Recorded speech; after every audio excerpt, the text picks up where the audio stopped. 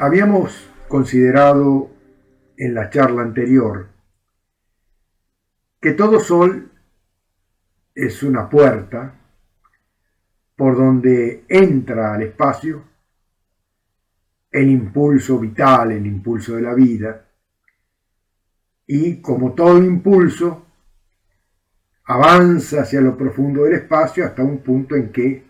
ya la propia resistencia de la densidad del espacio le va restando aceleración hasta cerrarlo, hasta que el impulso termina. En nuestro caso particular, ese impulso que entra por la puerta del Sol que vemos todos los días,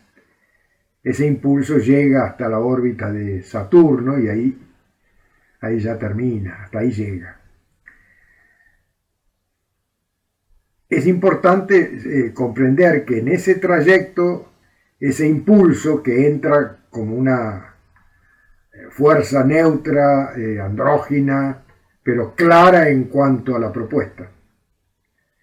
Ese impulso se va modificando, va adquiriendo las particularidades que le van a dar la forma acabada para ponerse a funcionar y que cumpla con su objetivo en este mundo que nos toca, en este universo que nos toca. En Mercurio decíamos que recibe toda una influencia bipolar y bueno, ahí adquiere particularidades de pensamiento. Cuando pasa por Venus se le agrega, se le suma a eso ya particularidades afectivas. Y así nos llega a nosotros aquí en la Tierra en forma ya un poco más armado, ese impulso germinal ya más definido, si bien que muy fiel a la idea básica que entró por la puerta del Sol. Pero al entrar, llegarnos a nosotros, a la órbita terrestre, queda atrapada esa fuerza durante un cierto tiempo por la energía lunar que le imprime una resistencia que hace con que de todo eso se consiga apenas la medida de lo posible. Ese impulso se ve reducido a lo posible y sigue, obvio, es un impulso que sigue hasta que para. Sale ya de la órbita terrestre y se aproxima a la órbita de Marte, que es la función encargada de darle acción, ejecutar esa idea ya armada con pensamientos, sentimientos, emociones que se sumaron en la etapa lunar terrestre. Bueno, ya esa idea que tiene toda una particularidad, Marte le da curso, pero al llegar a la órbita que sigue, que es la órbita de los asteroides, ahí sufre una nueva modificación. Ese impulso germinal pierde su coherencia, su estado de compacto, ¿no? Porque venía bastante coherente, compacto, aunque disminuido en su propuesta original, era fiel a esa propuesta, pero solo que en la medida de lo posible, de lo que es posible aplicar en nuestro territorio, en nuestro suelo, en la Tierra. Al llegar a esa área de los asteroides, ese impulso compacto entra en una suerte de dispersión, se dispersa, pierde su coherencia y ya inclusive a esto se le va sumando el hecho de que el impulso de por sí va perdiendo su inercia, por inercia va desacelerándose cada vez más y ya está casi parando cuando pasa por la órbita de los asteroides. Pero en la órbita que sigue, que es la órbita de Júpiter, se produce esa fuerza de succión por la gran gravitación que tiene Júpiter en la planetosfera, y ahí ese impulso que estaba casi parando recibe un ímpetu, una nueva aceleración que alcanza a traspasar la órbita de Júpiter y llega así hasta la órbita de Saturno, hasta ahí llega. Bueno, es importante comprender que todo impulso germinal que entra por la puerta de nuestro corazón, por la puerta de nuestro sol interior, pasa por esa suerte de adaptaciones a este nuevo universo en el que entra a manifestarse, y así es lo que se aplica, sea una idea, sea una expresión creativa, sea cualquier impulso que surge de lo profundo de la individualidad, que no es una expresión colectiva, sino que es una expresión de la individualidad misma, del propio ser interior profundo de cada uno, pasa por esas etapas que dijimos. Bueno, nos interesan las dos etapas, los dos momentos de ese impulso en que es drásticamente alterado ese impulso. Marcamos dos puntos. Cuando entra en la órbita terrestre, que queda atrapado en la órbita lunar, y decíamos cuando pasa por la órbita de los asteroides. Bueno, hoy nos interesa ahondar un poquito más en este momento en que llega ese impulso germinal puro, nos llega aquí a la Tierra, entra, digamos, en acción dentro de nosotros, ya como una fuerza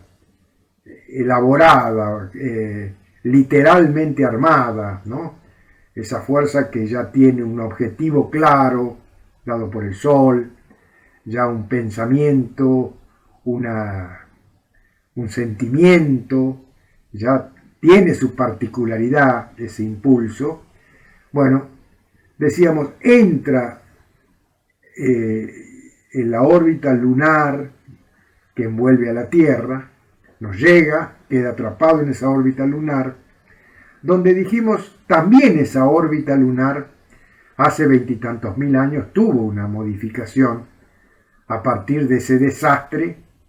en que se destruyó ese planeta que orbitaba entre Marte y Júpiter, que hoy lo ocupan los asteroides. Bueno, eso dio origen a una nueva estrategia de la unidad. La unidad que estaba dada por la tensión bipolar entre el Sol y la Luna, donde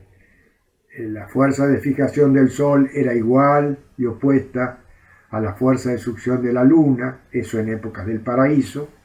hacía con que todo lo que fluía como impulso germinal simplemente siguiese sin alteraciones su proceso de maduración. Al darse el desequilibrio por la ruptura del planeta, por la destrucción del planeta, entonces la Luna tuvo que aumentar un poquito su poder de succión sobre las individualidades para obligarlas a las individualidades a hacer un superesfuerzo, un esfuerzo mayor, para en ese esfuerzo tratar de compensar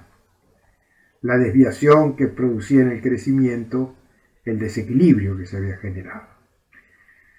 Bueno, eso generó una mala interpretación de nuestra especie, la especie humana, que interpretó ese acto de la madre naturaleza, del aspecto femenino de la unidad que nos contiene o que somos, como que ese aspecto femenino, la madre naturaleza, se había vuelto en nuestra contra, no nos estaba dificultando la natural o el natural derecho a crecer, a madurar, y entonces ahí nos atrincheramos de la epidermis para adentro en ese intento por defendernos, entre comillas,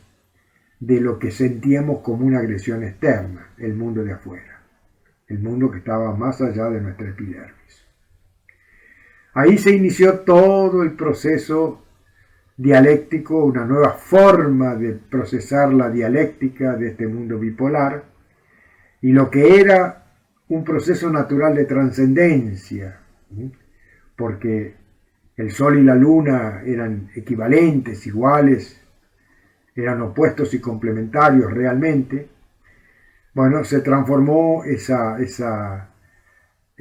dinámica trascendente en una dinámica combativa, defensiva, y ese es el diálogo que tenemos hoy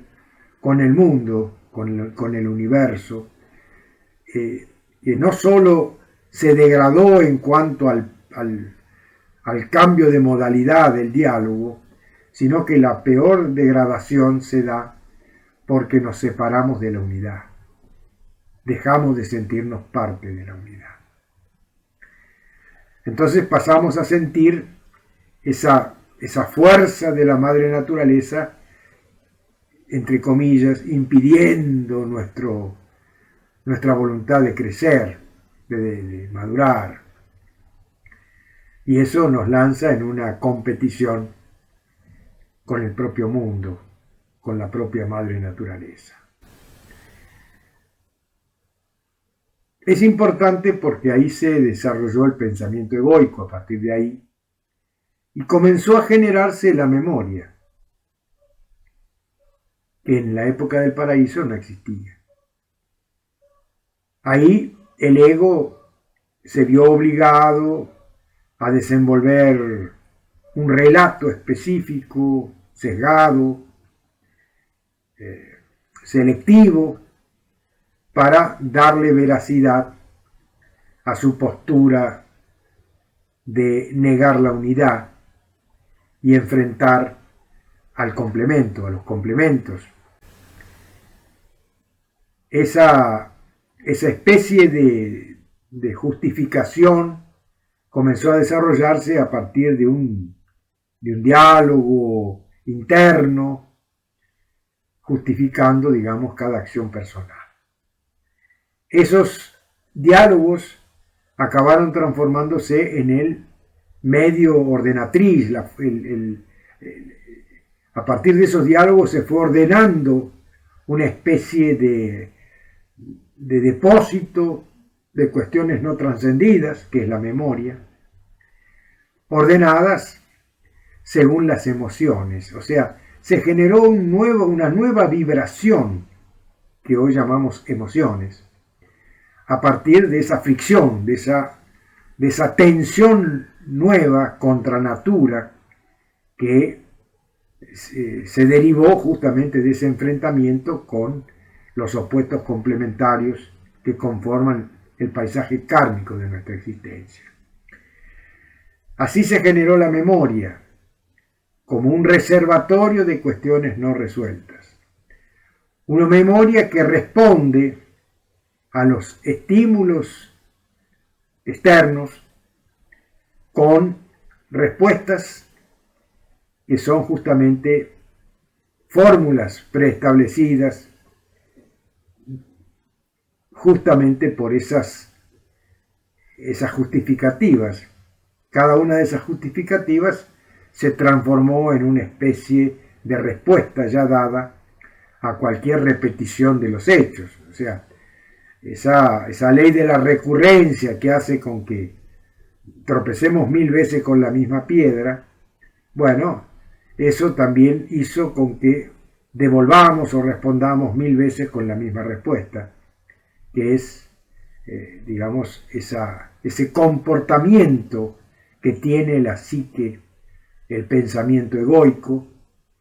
no la psique, sino el pensamiento egoico, ¿no? De actuar a través de respuestas condicionadas. El principio de acción y reacción dejó de ser un camino para la evolución, para la trascendencia de los conflictos existenciales,